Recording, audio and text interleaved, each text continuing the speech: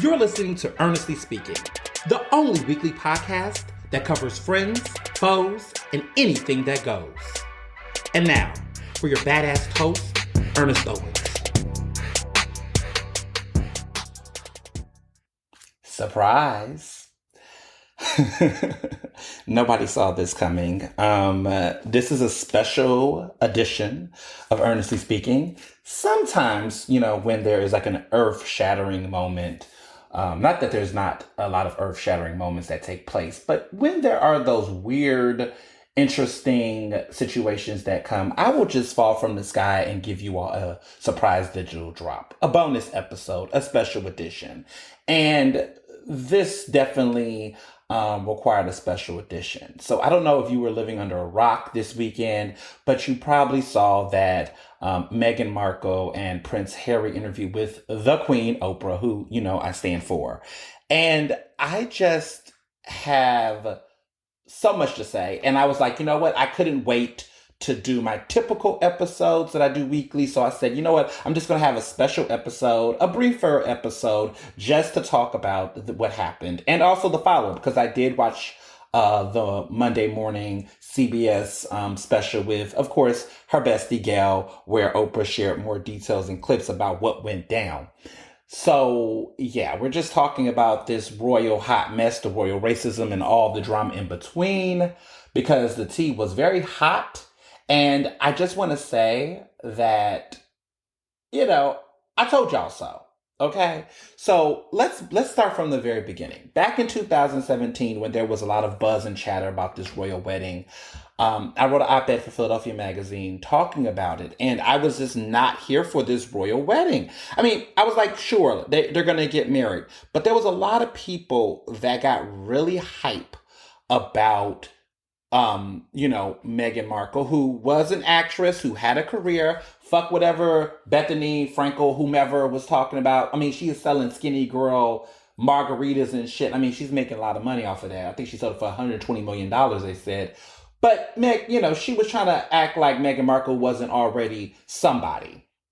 Meghan Markle is an interracial, or she identifies herself as mixed race, Black woman who is an American actress. She was known for being in Suits and, working class, worked herself up and pretty much, meets Harry, who, of course, we know Prince Harry, who is the son of Princess Diana. And, of course, Prince Charles, who's still living. The one who was in The Crown, the one that was cheating on Diana for Camilla, who he is still currently dating. Yes, that Prince Charles, that hot mess. Basically season 4 of The Crown, basically. That is their son, who is currently married to Meghan Markle, which was a big deal because she was, they're saying, was in recent history the first, of color Duchess. So she was a Duchess of Sussex, or whatever. And, they became basically they became royalty. I mean, she was the first Black princess, of course, of that family, not of ever. We've had plenty of Black royalty, you all. Africa. Our identity spreads all throughout the diaspora. We've always had Black royalty, but for some reason, this European-centric royalty under the UK, right? Because the kingdom, the British kingdom, the British monarchy, that is what oftentimes dictate or define royalty for so many people. So when they think of real life princesses, they don't think of Black princesses that are in African countries or in Ghana. I've been to Ghana and I've seen royalty in Ghana, Black royalty in Ghana. So I never really felt like this sense of being obsessed with the royal family in this type of way. But some people are. Some people are into it. They think this is the only, identity of royalty in this type of way. So anyway, Meghan Markle becomes the Duchess of with the Duke, of course, Prince Harry. And they get these titles. They go into this royal family. Now, I want to set this up to explain some of the background. Pretty much I wrote that Prince Harry's interracial marriage to Meghan Markle will intensify racism, not fix it. I wrote that in November of 2017. Everyone else, a lot of people, not everybody, because there was a couple of folks that understood where I was coming from, but a lot of y'all wanted to say to me, "Oh, Ernest, why are you being a negative Nancy? This is a big deal. I really think that this is great, and I feel like, um, you know, it's a lot of great things and opportunities. This could be great. This can make history. This can change the game. Yada yada yada yada yada." And I was like, okay, I guess. But I was like, that's not how this works, y'all. Like, we saw this with Obama in 2008. We're seeing it now with Vice President Kamala Harris in the White House. When you put Black people in predominantly white spaces, to think that they're going to be the ones that's going to break some curse or some generational disaster, that is not the case. Like, that is not the reality. You know what I'm saying? And I think that's the problem. You don't have to, you know what I'm saying? You don't have to put this pressure on Black folks in this way. I wrote a piece a while back called "A Black Face in a White Space," and I was talking about my time at the University of Pennsylvania. And I just remember, like, coming in with this level of, oh, I can't fail. I'm representing, and all of this stuff about representation. And then you get to a point where you realize, look, I'm only one man, I'm only one person, I'm only one individual. I can't carry that, and it's not fair to me. Because in many ways, that institution that is taking you in, if they're trying to act like it's a change, the institution has to change along with the person. So the burden doesn't really fall on the Black person. The burden actually falls on the institution that's trying to claim this change. What are they going to do to step up? What are they going to do to fix this? And the history showed me, okay, that they don't have a history of protecting Black and brown people in the institution. They were not prepared to do that. They were not interested in doing that. And so the quote unquote the firm, which they kept referencing to, which is separate from the British family, but kind of like in the same institute. They're in the institution, but they're like the people, I guess, who are in the staffers or the senior level folks that's invested in working for the family. They were not invested in protecting Meghan Markle for the onslaught of racism and hate. And it was infuriating, right? Because when we started seeing the tabloids quickly come after her in the British press, listen, you think the American press is a mess. The British press does not have any restraint. They don't care. They don't care. They don't give a fuck about any of the people they come after. I mean, we should have saw what they did to Princess Diana. Like, American paparazzi is a mess too. Let's not get it twisted. You saw, what happened to Britney Spears. I mean, you see what happens to a lot of celebrities. But something about the British tabloid press, they don't care. They're ratchet with it, y'all. They just be saying anything. And blatantly lying. Like, I mean, American press, the tabloid press lied too. But it's just something about the way they do it. It's just petty. It's like the littlest things become the biggest things for them. And they really will talk about it on, like, media news. And what's crazy is that the tabloid press and the local news, they're like in bed with each other. It's almost like they all follow the same bullshit. Like, versus in America, there are some separations, sans Fox News. But like, you watch CBS this morning, that's going to be separate from what kind of stuff that you're seeing in these little tabloids.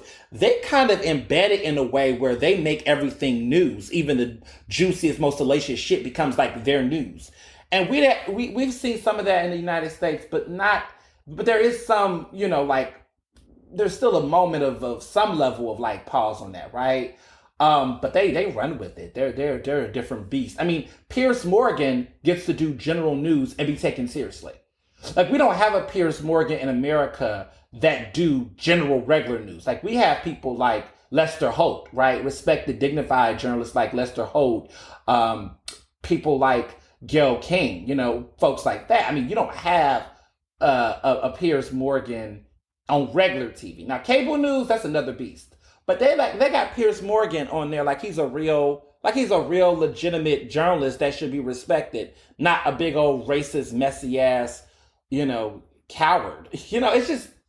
It's different. So she got hit hard with a lot of the most ridiculous ass tabloids and headlines and crazy stuff. And that was going to be by default because this was a listen, London is racist as fuck. I mean, I don't know. I am very much am not one of these people that do the whole I gotta leave America because America's the racist place ever. No, America's racist too. And if I was ever to leave America, I would go to Ghana. Okay, I love Ghana. I can't praise it enough. I would go to Ghana.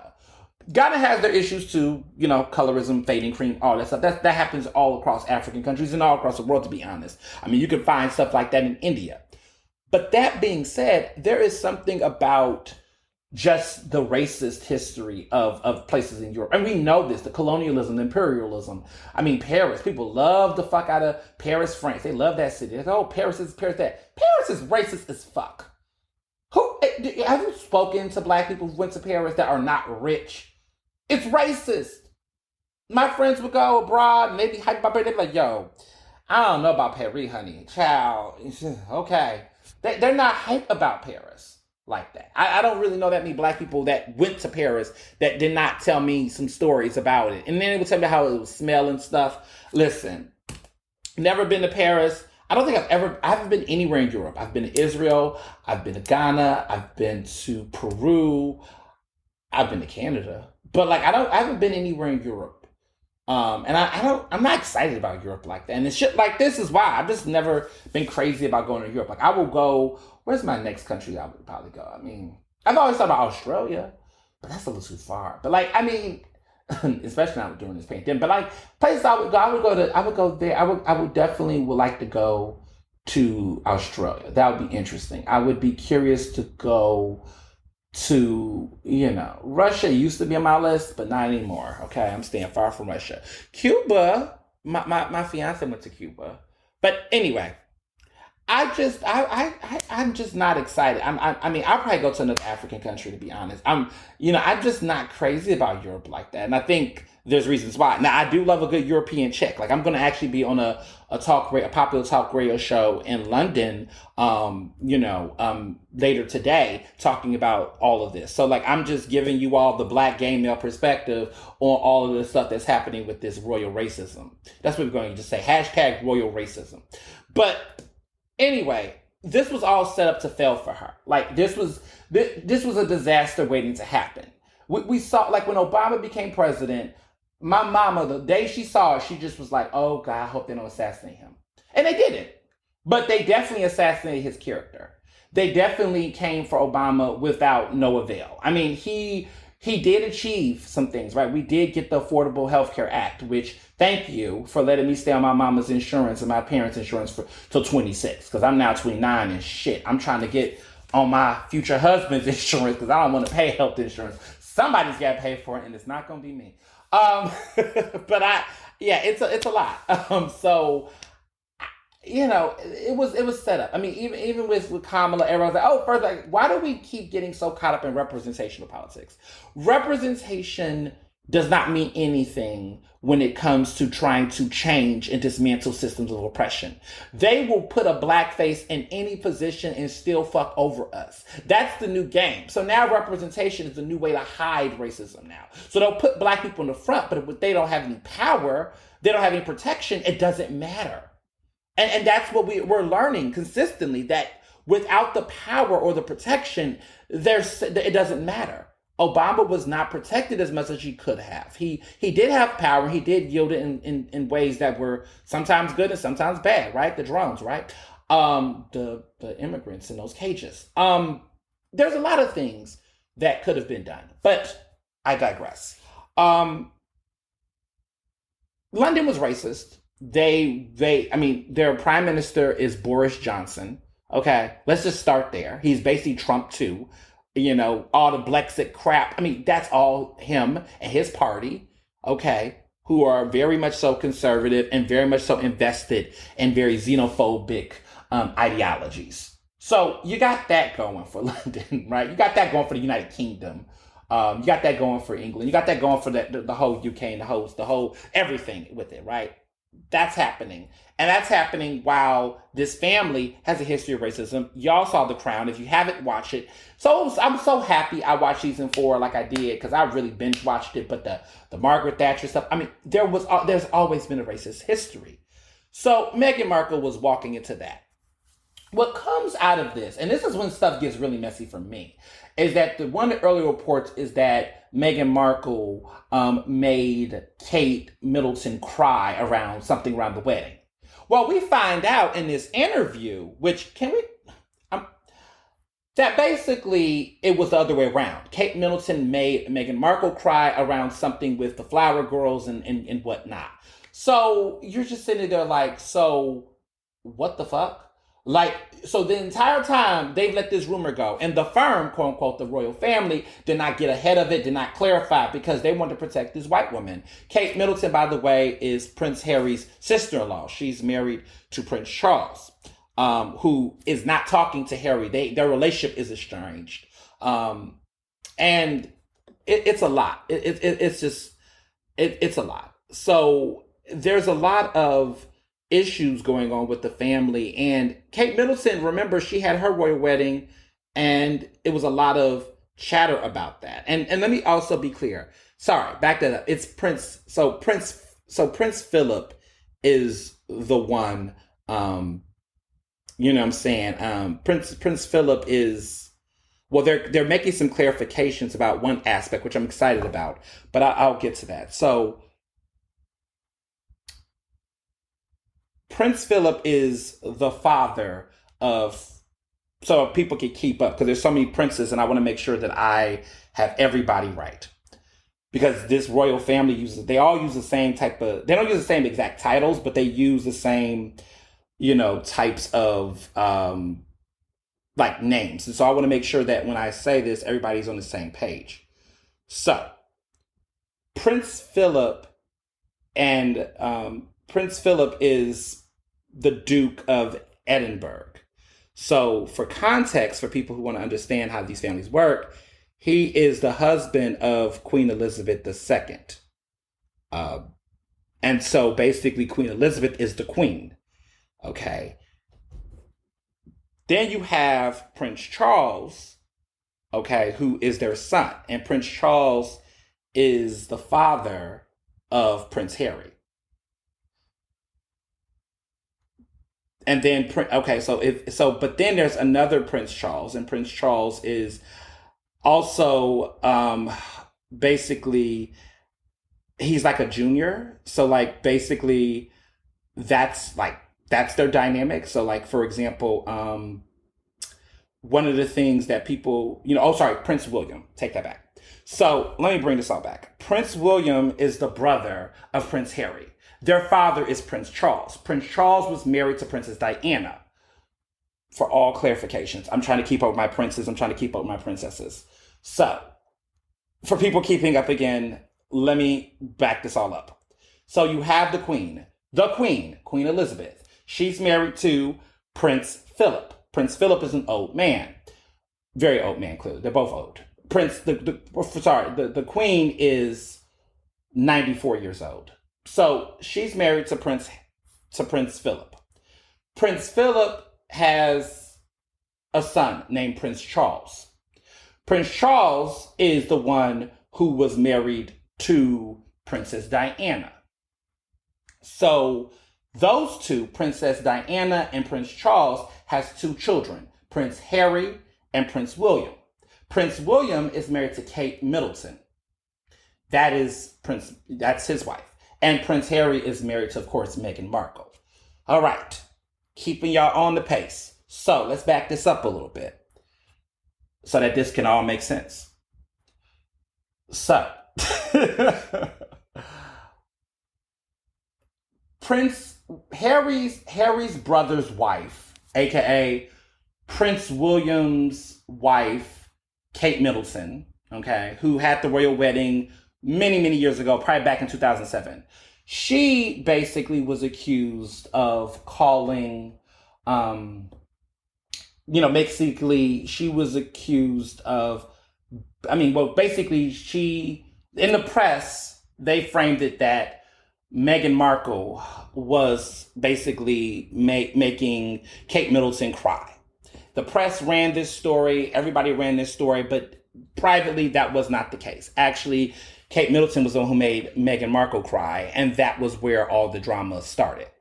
So there was drama amongst them behind this. There was a lot of emotional issues, and apparently they resolved the issue. Kate apologized, Meghan Markle moved on, but the tabloids didn't. And somehow the firm, which is basically the senior leadership that helps represents the royal family, they decided to not like really refute the rumors. So they let the rumors about Meghan Markle continue, and they did not protect her from it. So that was strike one. That was the big major strike. What comes of this issue is that further conversations, there was tea that came out that there was conversations about the skin color of Prince Harry and Meghan Markle's child, who is named Archie. They're about to have another child, which is a baby girl, which they announced yesterday. But they also have a son, and his name is Archibald, but they call him Archie.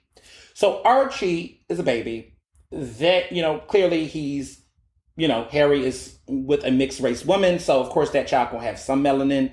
We're not even gonna get into the one drop rule thing. It's just that child has melanin, and that child is basically not a fully white child. And this kind of stuff, like in royalty, they are, the xenophobia, the racism, the Aryan type of obsession around genetics and racial drops and things, that stuff in royal blood, all that kind of stuff, they obsess over that stuff. Not just the royal family, but in other generations, these type of conversations and other royalty, these things do play out. And clearly this was playing out. So they had no plans to give this child a title. And then there were conversations that Harry had with certain family members around Archie's skin color. And Meghan shares this tea. Oprah, which we'll get into Oprah in a minute, but they get into this tea around the racial identity. So there is a lot of that happens. And of course, they're talking about his skin color. They're talking about not giving him a title. Of course, we're talking about this baby. Now, this is a baby they're talking about. And Harry will not disclose who it is, but just out of the recent headlines, he confirmed that it was not the Queen and that it was not Prince Philip, which is her husband. So basically, the Queen and her husband were not the ones who had this conversation, which now has people thinking that it must have been Prince Charles or Prince William. Because remember, Prince Charles is the father. And his father and him have an estranged relationship. His father wasn't picking up his calls recently, and that's what Harry said in the interview. So now people are thinking it's Prince Charles because we've now got official that it's not Prince Philip or the Queen. So if it's not those two, then that leaves to the father and the brother. Because he says he has an estranged relationship with the brother. And he has an estranged relationship with the father now. Like, they're not talking. There's like rifts in the family. So I'm just trying to figure out who would be the one to have that conversation and thought they could have that conversation.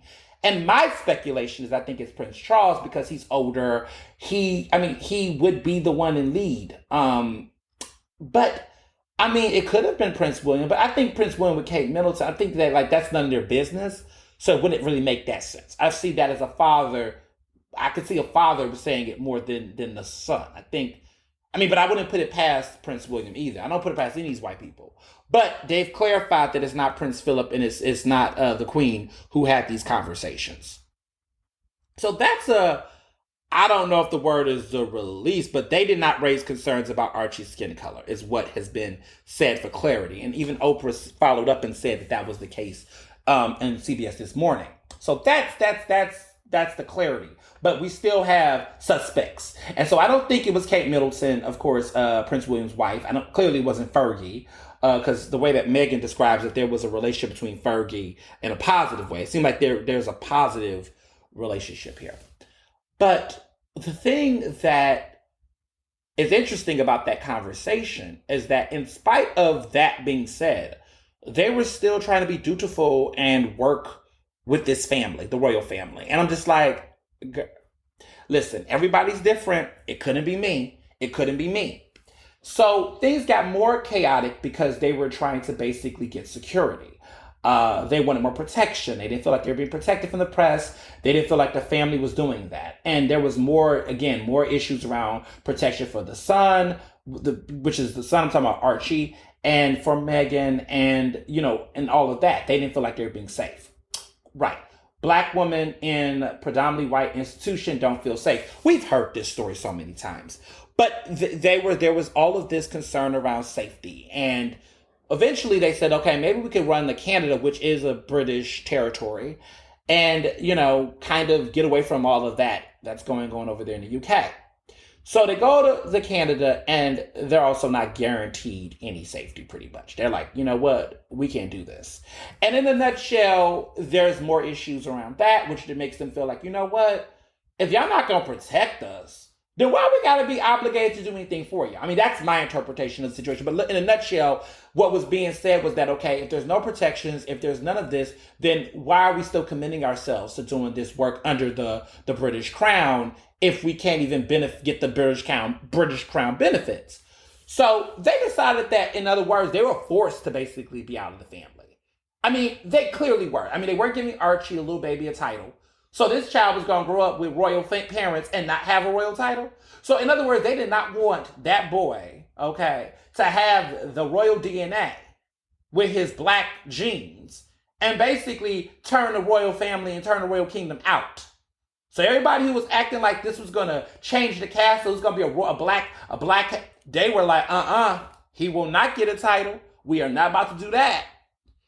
They really basically cut off. White supremacy got these motherfuckers out here going out their way to cut off family. They will cut off a family member to uphold whiteness. That's how deep the racism is in the royal family. They was like, oh, your new child? Oh no, Meghan, she's whatever with her, right? Because she, genetically speaking, she can't produce offspring under that type of that leadership. Like, in other words, if they had girls, they could probably connect these women with other, it's just different when it's coming. I mean, there's a very like paternalistic way that the royal family treats the men and how women are placed in this family bloodline.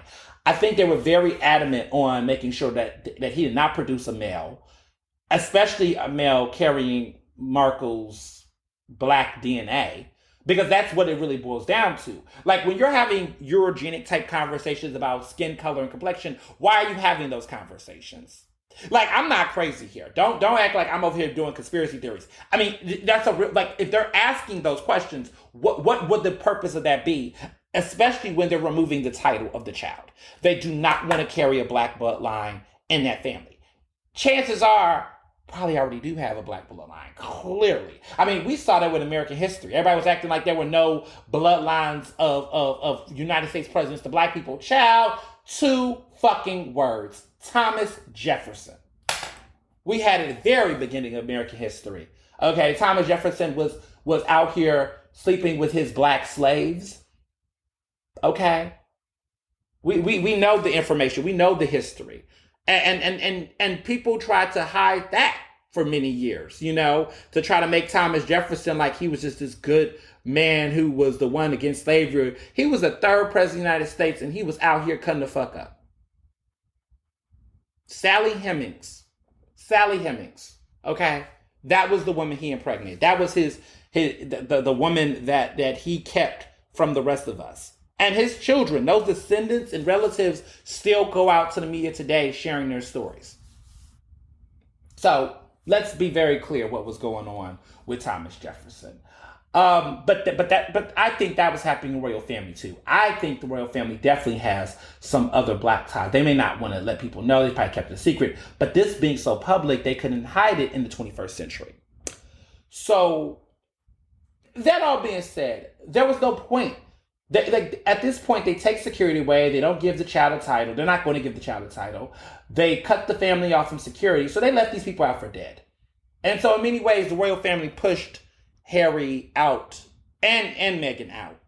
They did. They actively did. They let the press do what they do. Don't think for 5 seconds they didn't tip the press off bullshit. Like the way that they tried to run this stupid ass story about Meghan Markle being a snow queen to the staffers and the people there and how she was a diva and a bully. Child, please.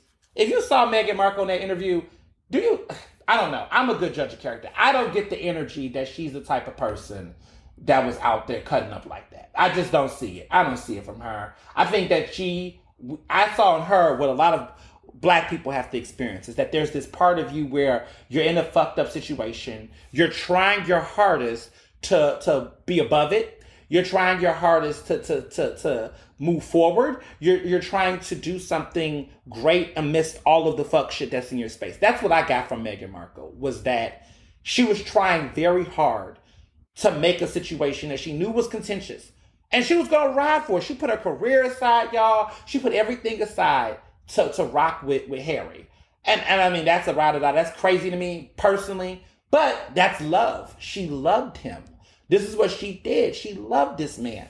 And we're going to get into some of Harry too. Because there's a lot of things. But I'm trying to get this out because there's a lot of things that was upsetting about how Harry was on that interview. And I got some thoughts for some of my friends that's in interracial relationships. Take it or leave it. Do what you do. But once they got out, they then decided, well, at one point in time, they didn't have a house. So they stayed at Tyler Perry's mansion in LA. Which, I can't stand Tyler Perry's movies and his business acumen. I don't like the way that he operates his businesses. He's anti-union, and I love unions, so I can't fuck with that. But Tyler Perry always got somebody in his motherfucking house. I feel like this is not the first. I mean, I feel like him and Oprah both. Like, there's always stories I've heard of people, like, staying in their house to get away from people. And it's just like, this is not, like, the first time I heard this. Like, I remember, I don't know, I think Jennifer Hudson went to Oprah's house, or I think she went to Tyler Perry's house when her family had, there was those deaths that happened. But I remember there was, like, these celebrities would go stay hostage in their house. Well, not hostage, but because it's definitely not listen, I would stay hostage in Oprah's house, child. Let me tell you. But they would stay in in their house. But like Tyler Perry always is providing shelter. Like, what's going on? But I see how Tyler Perry stayed relevant. I mean, he out here, making sure that his house is the Hollywood, welfare center for the celebrities and the super uber rich. I know he was happy. I bet you he had everything in there popping. I bet you his workers got real raises and real pay when they were serving the royal family, so everything would be tidy clean. But when I heard that, I was like, Tyler Perry's house? What? Who arranged that? But anywho, they stayed at his mansion a little bit. I mean, that's a flex, man. Like, I bet he's just like, yeah, Princess Meghan, the princess and, Prince Harry, they stayed in my mansion, I had to provide it. And, he likes to be modest because Tyler Perry's never going to put it out himself, but he loves when other people do it so that he can sit back and be like, see, I ain't mad at him about that, but his movies are still problematic. So they stayed there until they got their own place. And now they live next to Oprah. Another flex. So Oprah just was like, child, I'm just gonna drive over there. Come to my house. Oprah, can we, you can come to our chicken farm, and get you a to-go set of eggs. Did you see her holding that little carton of eggs? I was like, Oprah just chilling. Oprah got paid up in the upwards of $7 million to do this CBS interview, by the way. So she secured a bag. Because I know they was not about to have Oprah and a chicken, coop or whatever like that. She wasn't going to be in a chicken hen cage, and she wasn't going to get some coin. Okay, so she got lucky $7 million to do this interview, and she killed it. Okay, let me just say that. She killed it. She was all of us.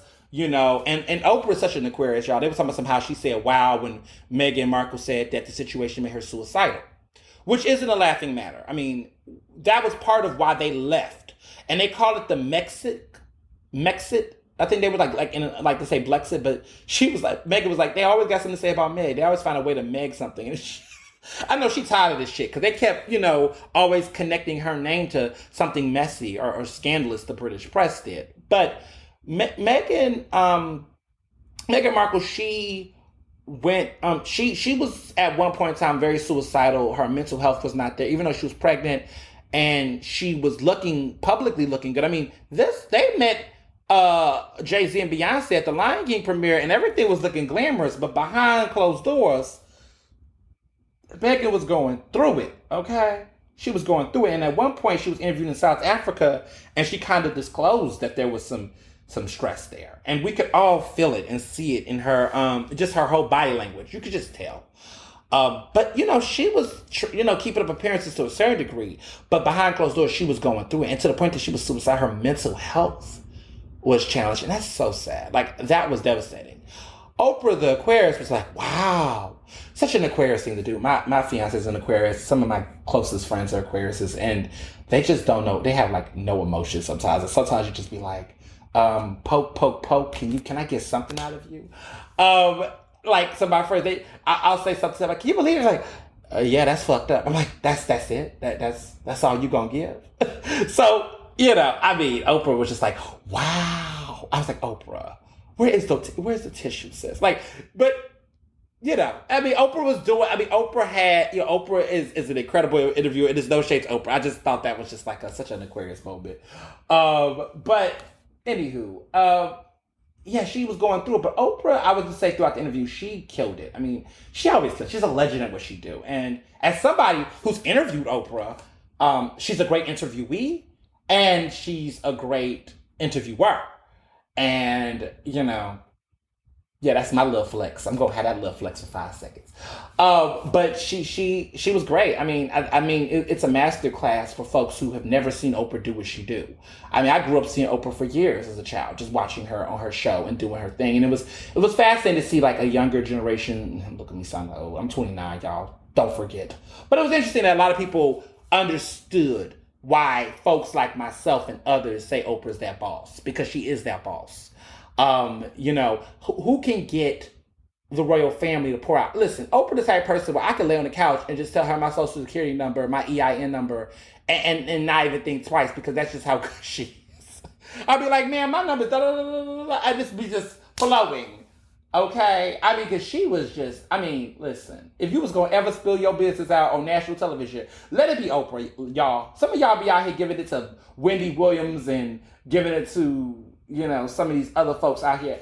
Oprah is the only person I would give my personal business to. Only Oprah could have done that interview, and only Oprah could have killed that interview like she did. Now, Gayle is getting there. Gayle, and I'm not comparing them, but Gayle is great too in her way. Like, the way that Gayle, this was like 2 years ago around this time that Gayle interviewed R. Kelly. And, Gayle knows how to go in combat situations. Oprah knows how to go in and pull out differently. Like, they both have a different technique, and they're both great. And I'm not comparing them against each other. I'm saying, like, Gayle, I feel like Gayle gets the interviews that Gayle is doing. She goes into combat fire. She's in some crazy, but she's killing it, man. Like, the Lisa Leslie interview that got her a lot of negative pushback, which I thought she handled it well. She interviewed that white girl recently who targeted that innocent black young man at that hotel in New York. She's just, she is giving you those type of interviews, and she's good at that. And Oprah, I think, is coming at a different style technique. Her style technique is more like she's pulling stuff out of folks that oftentimes are so inaccessible to the public. Like, Harry and Meghan really didn't do any interviews like that with the public. Nothing like that. Like, this was like a bombshell.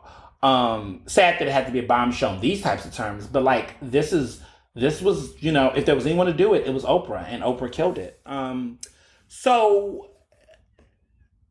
So here's the parts about the interview that really had me just taking the back seat, kind of like, huh, what? So Oprah, first of all, tried to, which I liked, was that she went back to Harry and tried to get Harry to tell her who in the family did it, and Harry would not budge. But what's interesting about Harry is that, and then this is the other things I was talking about earlier, is that Harry just kind of acted like he didn't know his family was racist. And that kind of had me like, huh? Like, he was saying things like, the race element. Like, no one wanted to say the word racism outright. Now, in the interview itself, I think the word racism was only used directly from Meghan and Harry, I think one time. And that was in the interview, that was the one that we saw on Sunday night. Now, there is unreleased clips that then came out on CBS this morning where they talked about the racism more in depth. But for that interview where millions of people watched it, racism was only brought up, the word racism was only said once. So in the conversation, there was all of these, well, why did they do that? Or why did they do, I'm like, because you're black! Like, I just was just sitting there yelling at the TV. Like, there was all of these, so they were questioning, Harry, Archie's skin color. And Oprah's like, what? And I mean, Oprah has to do that. I get it, because Oprah recognizes that not just black people was watching this interview, but just the fact that there was just so much shock and awe about the racism in the royal family had me heated. Heated. I wanted to shake the table. I was so angry. I was like, what the fuck? Like, how are y'all about to sit up here and pretend like y'all did not know these people were racist? Or why are we I mean, there was so much energy about the racism of the British press and the tabloids. Yes, they were racist. But no one wanted to go in on the racism of the royal family. Like, nobody wanted to talk about it. And I guess that was like, oh, because that's his family. Well, Harry, if your family racist and they done forced your ass out, they don't see it for your ass either. Because you know what they call, racists call white people who love black people. They call them blank lovers. Okay? And that's pretty much how they were shooing him out. Like, oh, you like this blank? Oh, well then you can go because you're a blank lover. And that's how they was going. That's the energy they was giving. Like, once they decided that he was going to stick by his lovely wife that is of color, that is a black woman, they were like, yeah, you got to go too. Because we're not going to take you, or you and your son Archie can go. They made them both bounce. That to me is the moment where you have to say, okay, my family's a problem. See, white people, this is what y'all fuck up with. If your family is committed to being racist and being white supremacists, you got to cut them off if you want black people or other people, right, to believe you when you say that you do not tolerate racism. Because trust and believe, black queer people have been cutting their families off for their transphobia and their homophobia for years. For years. Okay? For years. I'm proud to say that my family doesn't have those issues immediately. Now, I'll tell you, I love my mother. My mother is strong because when there was some friends of hers that were expressing homophobia when I came out, she cut them the fuck off because nothing's going to come between her and her child or her beliefs. And so you have to be that way sometimes. You have to take those stances based on what you love. And so it's very obvious, Harry, that your family's racist.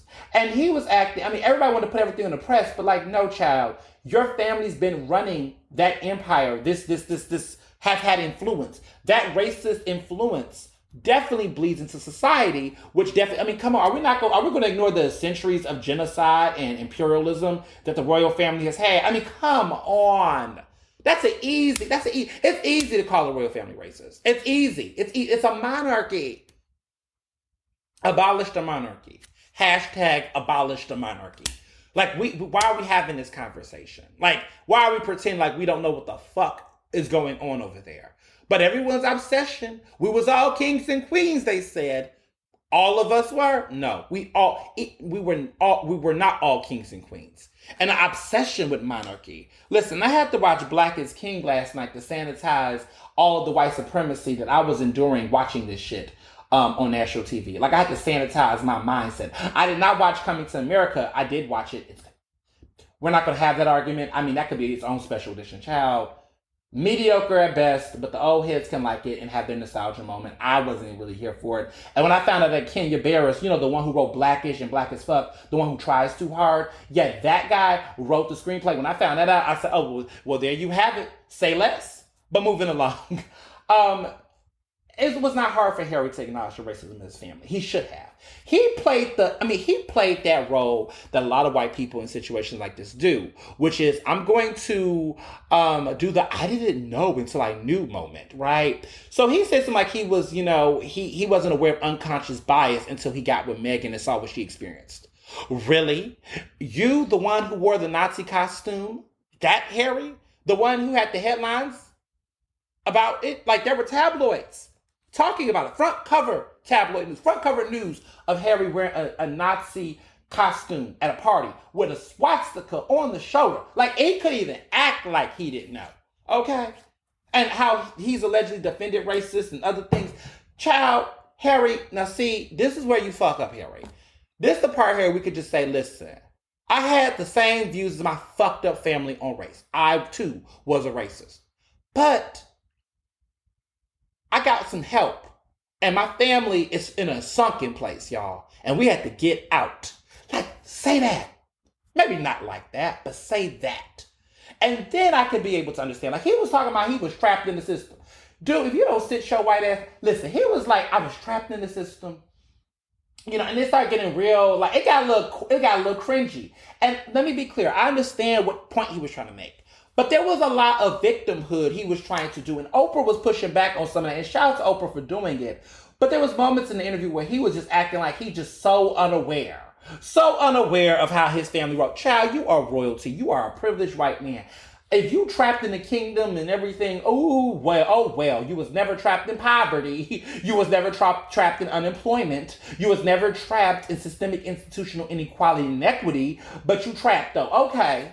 And they sat there, I was like, Harry, what you could have said is you was in a sheltered household. Trapped, a little too much. A little too much.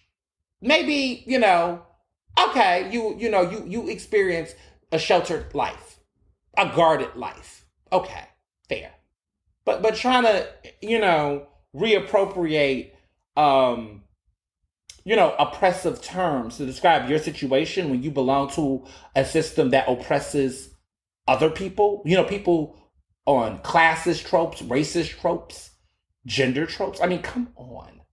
But, I was just like, okay, Harry. All right, Harry. Harry trapped. Prince trapped Harry. Harry trapped. Hashtag Harry trapped. Trap Harry. So, he's talking this. And then the crazy thing was that he was just having these moments about like, oh, how, he didn't know all this about unconscious bias and all this. And I just told myself, this makes me think about all of the situations where white people play into victimhood. So like, this is what you don't do. Don't be Harry in a situation like this, y'all. Because I was wondering to myself, when the family was talking about Archie, why you didn't put your foot down then and say, fuck y'all. Hold up. Y'all not about to talk about my son like this. Like, I just don't understand why people didn't flip tables and turn up then. I just don't understand why that was like, okay, they said this. Okay, moving along. What? There's so many questions about that type of shit. Like, how was that okay? But I feel like they were scared of the firm, because the firm is giving me Illuminati vibes. Like, I felt like Meghan and Harry were mincing their words because they were scared. And the biggest revelation that came out of this was that they were surviving off of Princess Diana's money. So what's been keeping them afloat before they got the Spotify deals and Netflix deals and all these other deals, child, they getting deals now, okay? They have been living off of Princess Diana's money that she had, and he kind of said some along the lines of like, she prepared for this, or she hinted at this, that she came at the right time, or she knew this was going to come. And I was like, whoo, damn. Like, basically the money of your mother, who basically lost her life because of the madness and the chaos of that royal family, her money, her death money, became what saved your family in this time of need. That's crazy. That's wild. Princess Diana is somewhere looking like taking care of her children from above, or one of her children. And clearly she favors Harry, because if you look at Prince William, child, whoo, he does not look good. I don't know why he don't just go bald. I don't know why men, when you everybody talks about women all the time. Shit, I'm gonna talk about men. It's Women's History Month. But like, men who are bald like that, cut the whole thing off. Why are you keeping the hair around edges looking like a Jefferson? Like, why do they do that? I just don't understand why they have that look. Cut it all off. Let go of your pride. Let it go. The moment, if my hairline like recedes in a Elizabethan era type look, I'm cutting it the fuck off. All of it. And I look good bald. I know, because when I was younger, I used to always get my hair like super, super cut low. So I know why I look bald. I would not mind looking bald. I mean, listen, I will look good. And I'm all about even tone. See, I want to be bald where, like LL Cool J bald, like my Michael Jordan bald, where the head texture matches the facial texture. Like, it has to be even. Because some people go bald and it's like real light at the top, but then it's like a big dark tan in the middle. No, you got to fade it in. So I don't know. I'm just, I'm okay with being bald. There's nothing wrong with being bald, man. Like, it's, a lot of bald men are wise. Okay, I have bald friends. Like, it's okay.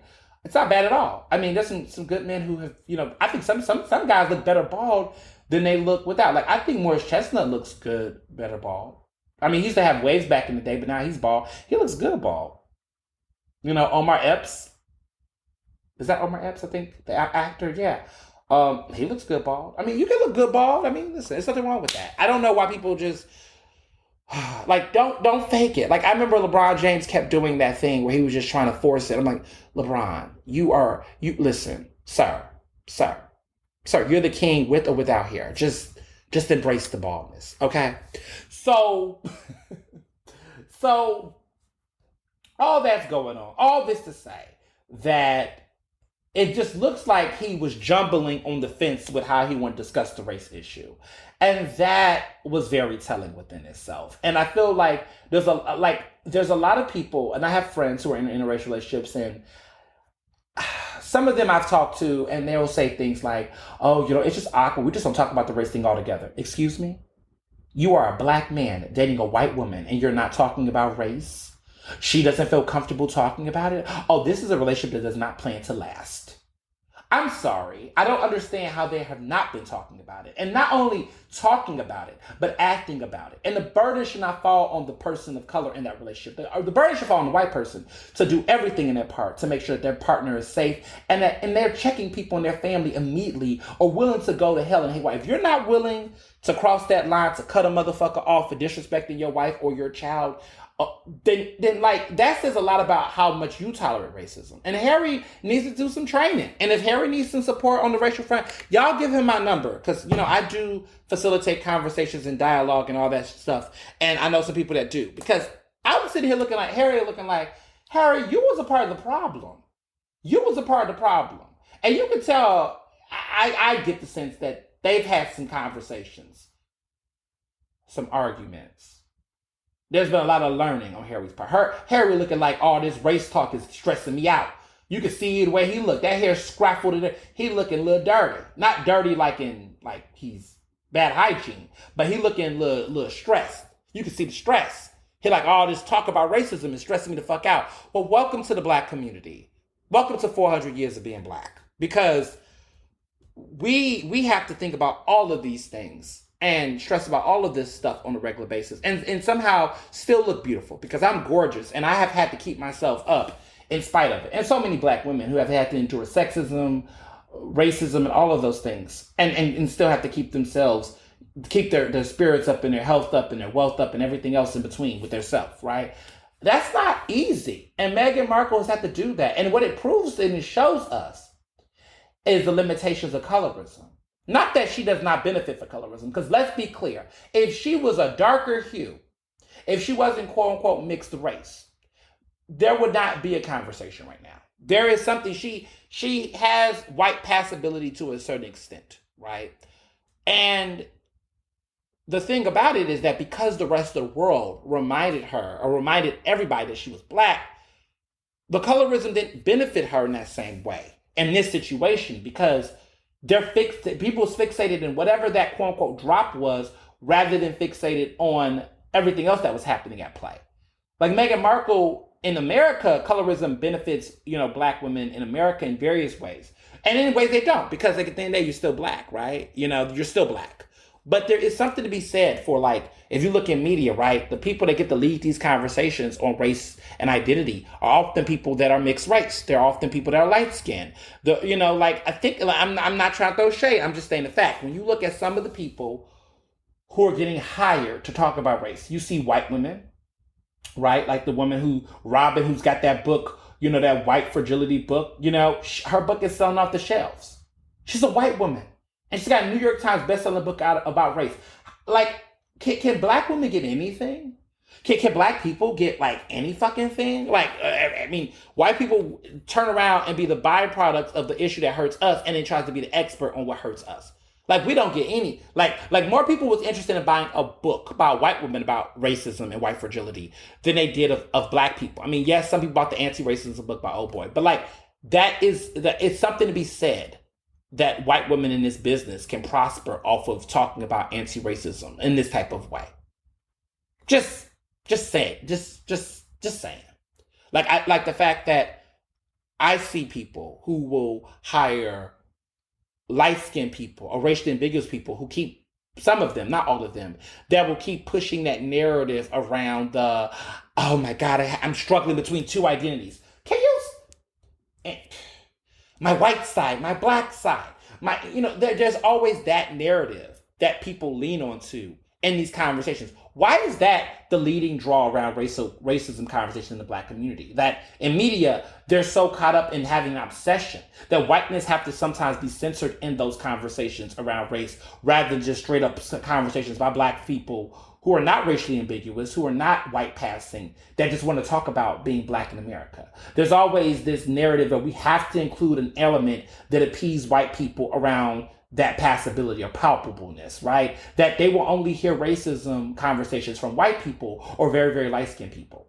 That if Jesse Williams, right, who's light-skinned, who's interracial, can talk about racism, that somehow he's saying something that, like, I don't know, so many black women, like, Feminista Jones and others have said, but didn't get the same spotlight or the level of praise that he did. Or people like me who write op-eds about racism, but then the moment a white person says something similar to what I say. I mean, I'm not trying to say no shade, but like in Philadelphia, like Melissa Dipino, right? She's the woman who filmed the incident at the Starbucks incident. Now, Melissa is doing great work. She's a white woman. She knows her privilege. She talks about it. And she's collaborated with another woman, a black woman who is dark skinned. They're doing a lot of work together. She understood that, and she did not want to be the center of attention. But a lot of people during the Starbucks incident, this is the incident a couple years ago where two black men were arrested in the Starbucks in Philadelphia. She was the one who was in the video, videotaped it, or she was a part of the videotaping of it, or something of that nature. And she got all the attention because she's the one who spoke out about it. But they all talked about this white woman and how she spoke out against racism. And she became the story. And if she was a black woman who did that, it would have never went out. It would never went down that way. And so there are white people, whether they intend to or not, that benefit off of speaking out against racism sometimes. And only in situations where there's corporate or institutional situations like Harry, right? Harry speaking out is costing him a title, right? He's losing a royal title, but that white man gonna be all right because now he's got Netflix deals and Spotify deals. Now they can move into places like stay at Tyler Perry's crib and then now have the house of their own right next to Oprah. So there's still privilege there. There's still that accessibility. Like it's never that hard. The only person in this situation I feel sorry for the most is Meghan. Because Meghan is a woman of color who she loves who she loves. She loves this man. She just wanted to just be in love and to do what she do. And everybody else had to ruin these experiences for her. I mean, they're saying it's a fairy tale ending now, and it was because they left. But the fact that she had to endure all of that, the fact that she even had to put up with that shit. Like that alone tells you everything you need to know about the state of race and the role that racism plays in these dynamics. And I hate that. I hate that. Like I hate that. I just hate that she had to endure this for other people to be like, oh shit, oh damn, that's messed up. It's not fair. It's not fair. It's not fair to her. And I think, wrapping, this up and, getting it all together, because I told you it was only going to be a brief, quick special edition episode, and hopefully many of you listen to it and spread the word. And yes, I'll be back later this week with a new hot episode of Ernestly Speaking. We'll be back on schedule, but I had to take some time to talk about this because I just have so much to say about it, and I'm writing about it, and you already know I was going to write about it. Now, you already know black people going to get paid in this business to talk about race, okay?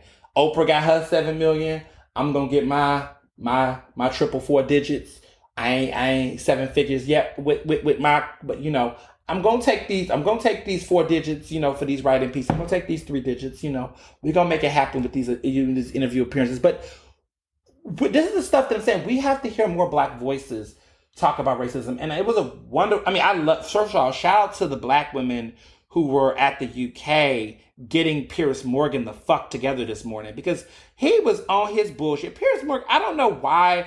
I mean, Piers Morgan is like the fucking Bill O'Reilly of British media.